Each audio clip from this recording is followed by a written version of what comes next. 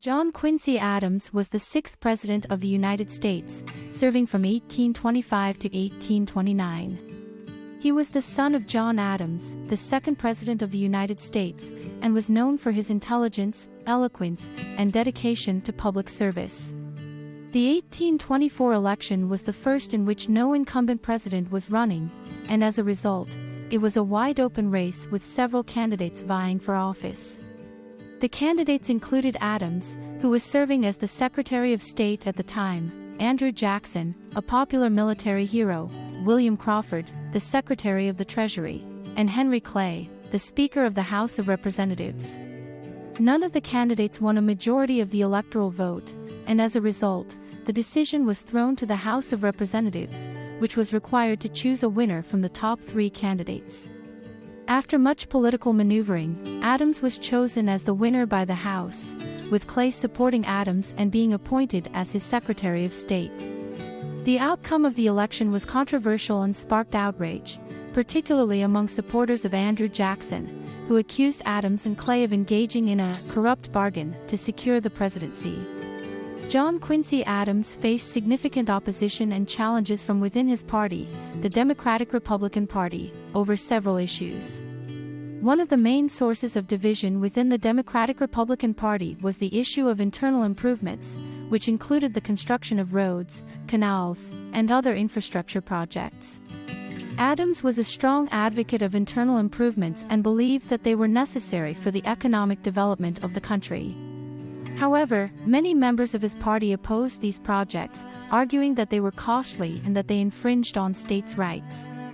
During his presidency, Adams also had to deal with the issue of slavery, which was becoming increasingly divisive in the United States.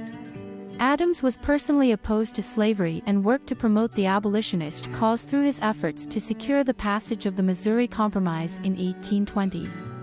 The Missouri Compromise was a measure that sought to balance the interests of slave states and free states by admitting Missouri into the Union as a slave state, while at the same time prohibiting the expansion of slavery into the rest of the Louisiana Territory north of the 36° 30' parallel.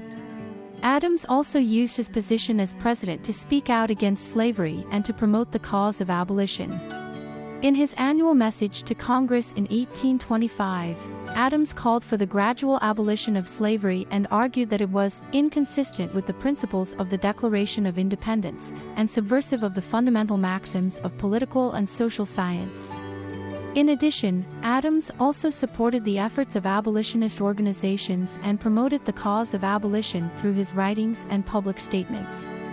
Despite these efforts, Adams faced significant opposition to his stance on slavery, and his efforts to promote the abolitionist cause were largely unsuccessful. John Quincy Adams played a significant role in the establishment of the Smithsonian Institution, a research organization and museum complex based in Washington, D.C.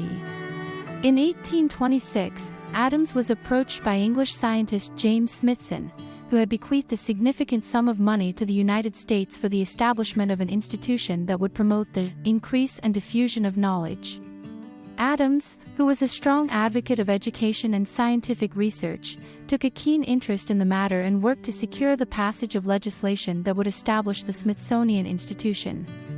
On August 10, 1846, President James K. Polk signed the bill that established the Smithsonian Institution, and Adams was subsequently appointed as one of the first trustees of the organization. The Smithsonian Institution was formally established in 1847, and it has since become one of the most important research and cultural institutions in the United States, with a mission of the increase and diffusion of knowledge.